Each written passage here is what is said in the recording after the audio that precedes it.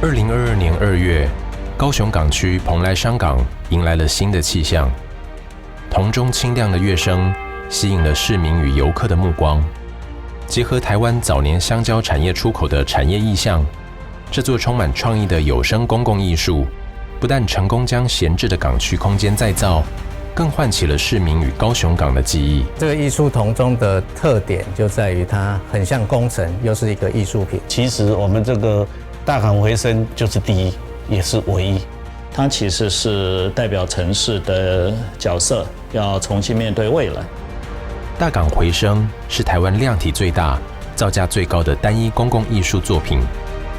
这座结合建筑工法、造型艺术、音乐、产业、历史的公共艺术，设计团队是如何从发想到创作？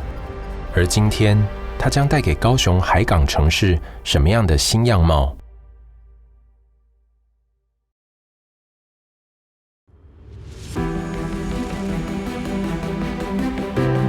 高雄是台湾第一大港，是一座从无到有、填海造陆的海港城市。港边的哈马星在100多年前就是一个与世界接轨的繁荣商港。这样的连结从铁道开始，铁道将岛内的物产运至港口，港口又连接世界，贸易之路将高雄带进了世界。港务公司打造了这个全国最大的有声公共艺术作品《大港回声》啊，它将重现高雄港50年代香蕉码头起重机吊起整个香蕉竹篮的历史意象，那将原来的属于港湾的一些历史情景重现。侯林设计的侯庆谋与林婉珍2位建筑师背景的艺术家，将在这里完成一个大型的公共艺术创作，试图活化蓬莱商港的空间，打造高雄港新的地标。蓬莱商港，那以前其实就台湾外销香蕉非常重要的一个地方。以前那边是香蕉码头，那这个码头，它需要有这个起重机啊，然后它也需要去把这个香蕉做出口，所以当时在那个年代，他们都是用竹篓来做一个容器，装满香蕉以后，再用吊车吊到船上。然后再出口。这次的这个设计里头，包含说，我们有3根大柱，那这3根大柱，它其实看起来就很像是我们船上面这些桅杆，那也很像是过去在码头曾经出现过的这些吊车。那下面一桶一桶的金色的这些桶子呢，就是也是我们过去对于香蕉篓的一个转化。这样的产业脉络以及历史图像，成了侯林设计团队对这件港口公共艺术发想的开始。以侯林设计的大港回声这件作品来说，他们不仅仅从一件独特的造型装置艺术思考，如何与市民产生互动与共鸣，才是2位建筑师背景的艺术家所关心的。我们在思考了哈，说怎么透过公共艺术这样的一个案子来让更多人关心城市哦，所以这关心城市有很多种层面啊，它可以从理解历史、理解文化，甚至说有一些已经慢慢失去的空间体验，或者说那个向度哈，怎么去把它带回来？那另外还有一个就是铜钟。钟其实在船上本来就是一个非常重要的元素，它包含说它一天24小时，因为其实船上的时间是24小时，船晚上还是要动，所以就是那个定的这个时间，其实是靠敲钟来规律整个在海上的生活。那包含说今天起大雾的时候，在以前没有那个 GPS 之前啊，就是起大雾的时候，它是要靠敲钟让别的船只知道说我在这里。然后还有一些就是这船跟船之间，他们有一些就是打招呼的方式，其实也是靠敲钟。以前的高雄港其实非常热闹，它到了跨年的时候、过年的时候或一些重要节庆，很多船会同时鸣汽笛跟敲钟。因为我的画室啊就在港边，事实上在这边应该是20几年了啊，25年以上。那我过去每一年的除夕，啊，我会在这边。那么到了12点，船上的钟声啊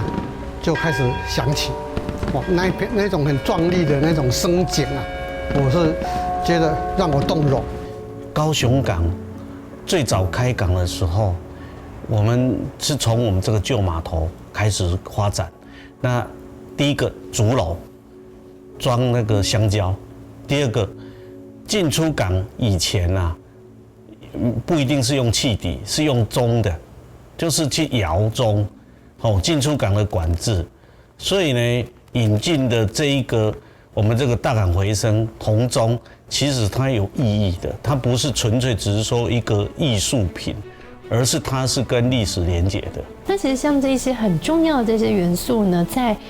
我们现代化的过程当中，其实渐渐的会不见。那我们就很希望说，把这个跟航海文化非常重要的这个声音的元素，重新带回来我们的港边。因此，港口独有的钟声成为他们另一个创意的源头。这也源于侯庆谋与林婉珍2位艺术家曾在荷兰工作所得到的生活经验。侯林设计的团队来到荷兰，委托 Royal Icebox 为高雄港打造一组音乐铜钟。世界仅存算是历史比较悠久的铜钟制造商就是在荷兰的 Royal Icebox， 然后就联络他们然后我们一起构思说，在我们这样的一个规模下，适合什么样的铜钟的规模跟它的设计。Royal Icebox 是世界著名铜钟制造商，从制模、冶金、铸造、脱模、打磨到调音，以100年技术为世界各大城市打造安定人心的和平钟声。It's a long existing family business that will celebrate its 150th anniversary in 2022. And we are typically a company that manages to combine the skills of a very old handwork together with the modernist technology. So the handwork of the making of the bells is more or less still the same as people used to do that centuries ago. But in the engineering process, we use modern technology, computer applications to exactly predict the relationship between the shape and size of a bell and its sounding properties. So whereas the bell foundry profession always have lived from the trial and error principle, we have changed that into a very consistent manufacturing process. 像我们的案子就是它必须要把这个铜的合金大概提高到1800度，然后再倒进它的模具里面，然后等它冷却以后拆模，然后才能去确定说这个钟铸造是成功或失败。然后以过去这个几百年来的经验，其实他们最怕的就是铸造以后一敲，发现它有裂缝，他们会在熔铜的这个过程里面就先有一个丢铜币，作为一个祈福的仪式。适逢这个疫情，我们也没办法过去了，所以我们也非常荣幸说能够邀请到台湾的驻荷兰代表陈欣欣女士来帮我们做这件事情。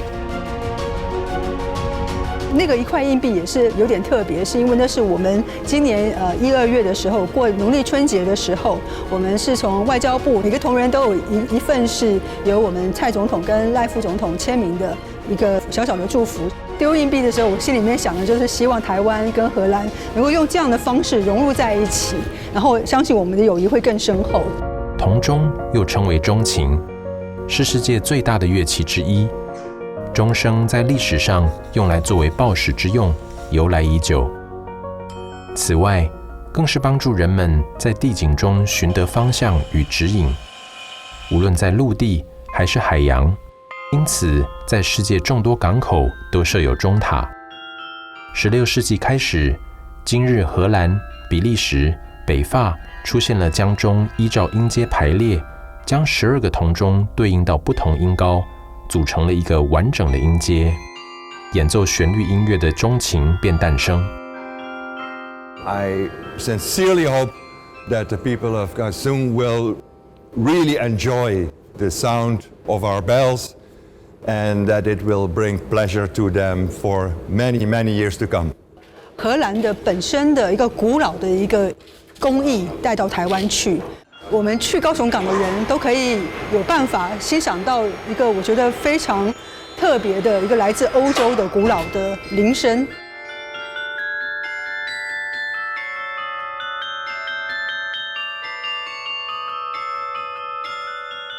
除了说荷兰的这些铜钟之外，其他在这个案子里头的各个工项，事实上我们就是在整个高雄港里面就能够找到我们所有的工项，包含呢我们的这3根柱子的这些炼钢啊，然后做钢构啊，然后包含我们下面这些金色筒子，也是特地跟我们这个嘉信游艇一起合作。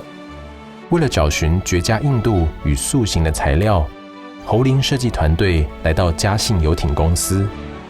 高雄的造船技术能够帮助他们。因为我们从那个庆谋那边拿到整个圆筒组的一个3D 模型，那我们会依照这个3D 模型，因为有好多个圆筒嘛，那我们会依每一个圆筒，然后在电脑里面制作我们用CNC 开模所需要的图面。那切割完成之后呢，我们现场的木工他们就会依照图面，还有这些切割的板材，就很像在拼那个 IKEA 的家具，把它组装成一个圆筒模具。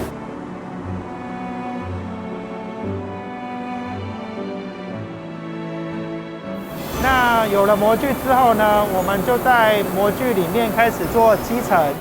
FRP 的基层。那 FRP 基层基本上就是依照我们所设计的 FRP 的层数，然后再加上树脂。所以现场会看到他们一直在涂，他们就是把 FRP 毯铺在我们的模具里面，然后呢就开始用树脂在表面开始涂抹。那涂抹完之后呢，他们就会有化学反应，然后化学反应之后就会产生硬化。那我们的叠层开始叠到我们所设计的层数之后呢，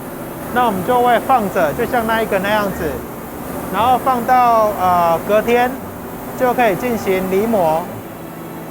那泥模出来之后，就会像我们后面所看到的圆筒。侯林设计团队巧妙地结合高雄港在地周边的产业，参与一场公共艺术创作，也深化了这件艺术作品的在地性，以及成功地阐述了产业脉络意义。那因为这也跟造船其实他说他工法相似，可是它有很多不一样的地方。毕竟它是在路上造船可是事实上它也不是一艘船所以它只是利用这个工法来打造，所以他们花了很多力气做拆图然后甚至去研拟说怎么样才可以非常快速的去施作。那它的整个结构的这些比如说它的玻璃纤维的，其实它跟它的布的织法有关包括它的厚度跟它的不同的材质的编法，其实它会影响它整个结构强度，包括它那个树脂的选择要几层等等，都会影响它整体结构的强度。所以他们当时也是把它当成一艘船在处理，所以基本上它强度基本上就跟游艇可以丢到水里面在海里面运动，其实基本上是一样的强度。那所以在这个整个制造过程当中，也从中学到非常多。其实就是这个是我们在建筑上其实是碰不太到的，因为这个造船他们的结构行为跟建筑的结构行为是一个很大的一个不同。那这里我们以前在卫武营的经验也大概都是有同样的这样的经验，所以这一次我们其实在发展上其实就快速非常多。如何将大港回声的主体结构棚架运到基地现场，这是一个困难的任务。船运是一个绝佳的解决方案。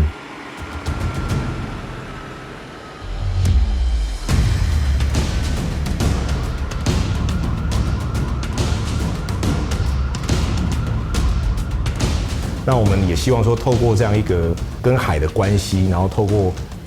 在船厂制造，然后运到现场的这一段，我们将它记录下来其实我就是会希望说，让大家从另一个角度来看我们的城市，来看我们的国家跟看我们的历史。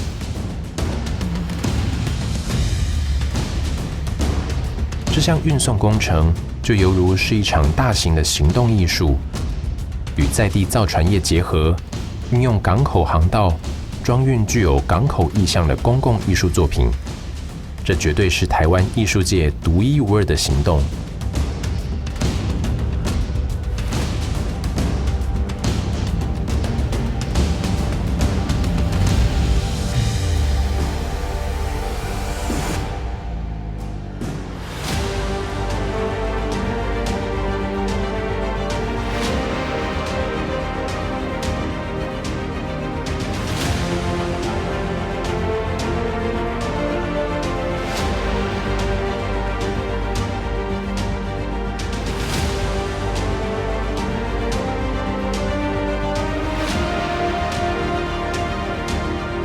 高雄它有非常棒的基础，它在航运方面，它在过去重工业方面。我自己到高雄，就是08年的时候开始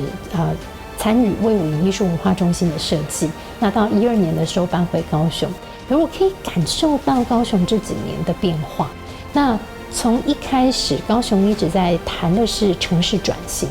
在谈城市转型的时候，好像都有一个意涵，好像前面不知道什么事情不太对，就是我们要改变我们以前的自己，要变成是另一个人这样子。可是我一直觉得说，高雄的这些重工业，高雄的过去的这些产业，事实上是奠基高雄非常重要的一个它的产业的一个基础。其实我觉得有一个坚实的制造业在港口，在我们的城市里头，其实我觉得这件事也很重要。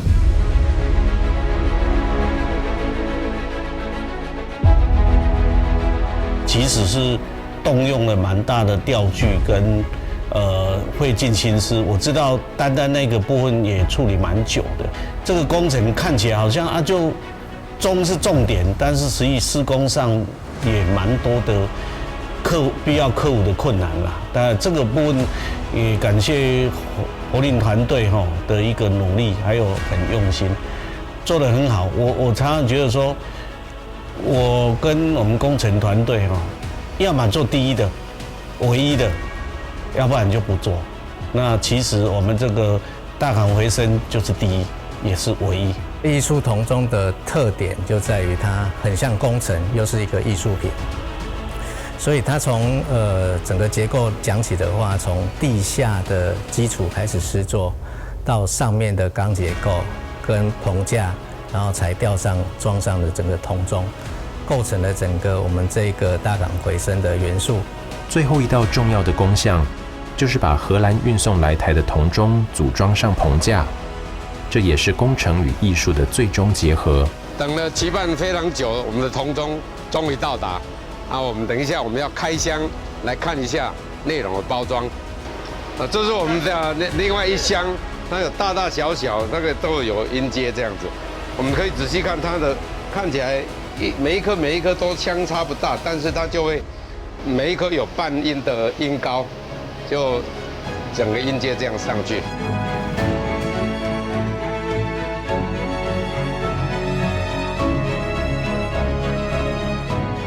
这就伫关顶遐，对啊。边仔这两个是等下爱对边仔破去，叫做锁。这支爱先倒，这支，对啊，这支跟这支，对，这已经地面上做这个状态。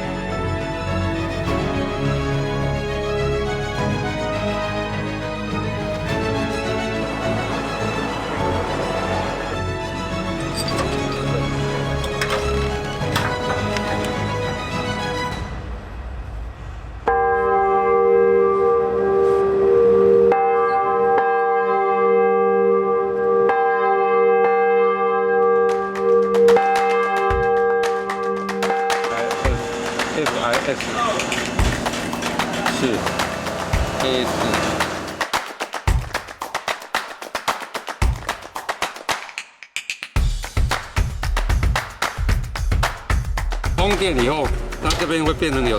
磁性，变磁铁，它吸进去，然后这个钟锤就会跳到钟这样。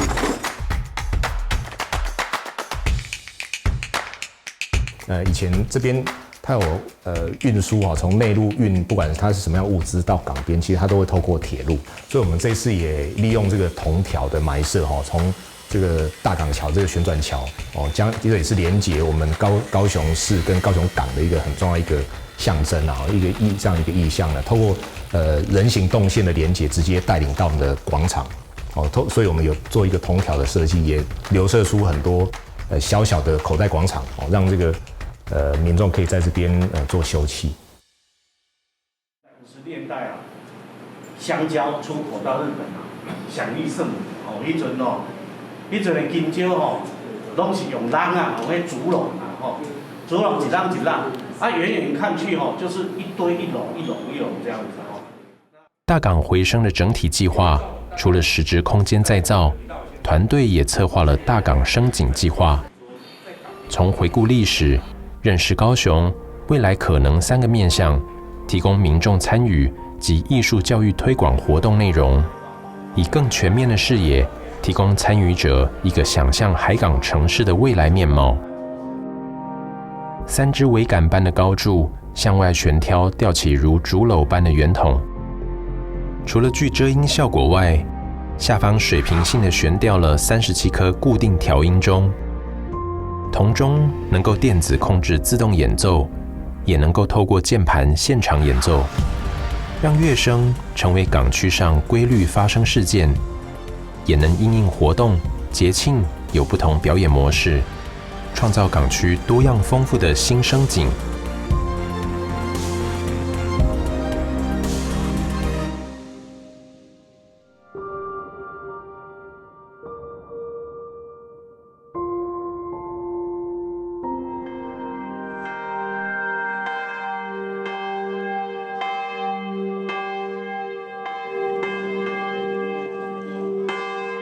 各位高雄的好朋友，大家好，很开心今天下午能够在这样子的一个场合跟大家相聚。我们侯林设计是这座大港回声的创作的艺术家，那今天也很开心能够在这个连假的假期里头，跟大家一起共度一个美好的下午。So at a certain level, listening to these bells here, it is as if the bells are sounding across time and space all the way 400 years back.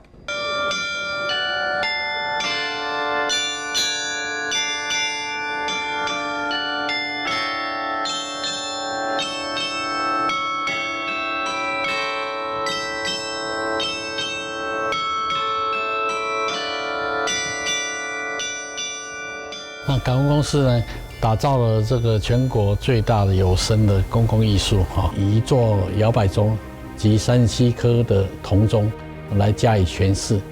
港因势而繁荣，势因港而发展，然后呢，历史的传承一直延续下去。其实评审是非常的支持跟推崇这件作品哈，因为对这个作品非常的期待。那到目前为止，我们看到的作品的进度，包括我们做过的这个勘验，大家都觉得未来应该是会有很好的那个美好的效果。大港回声结合我们旁边的大港桥，未来这个地方是我们高雄地区高雄港一个很重要的地标。然后每年呢，特殊的节庆或是一般休息的节日呢，我们的游客、我们的民众都可以在这边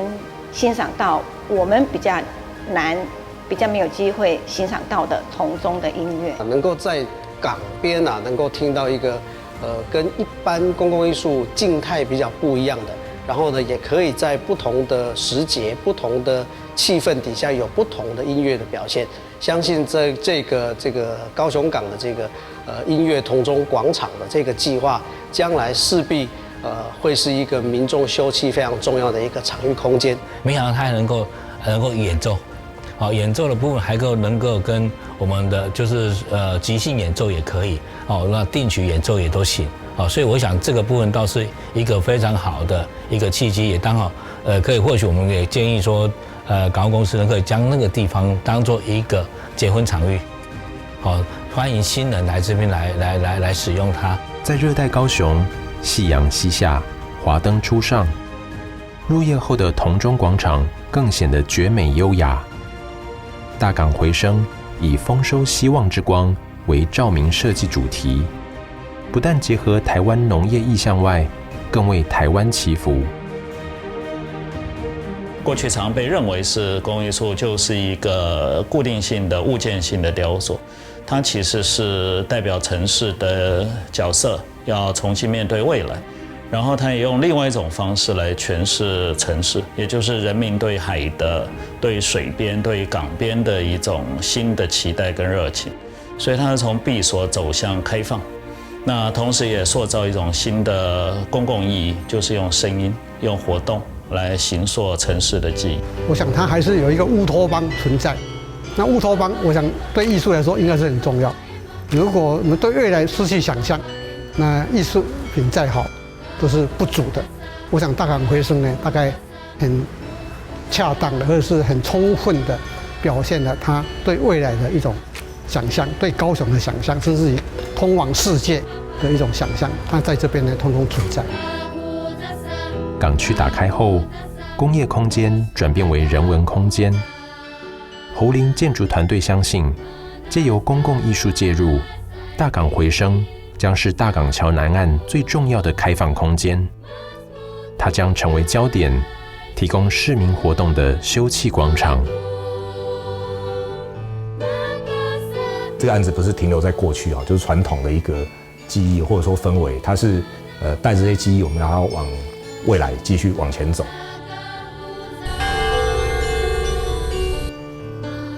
我们在这边可以看到一种过去跟未来并置，我们带着我们的过去往未来走，城市越来越有自信。这其实是我们对这座公共艺术的一个期待。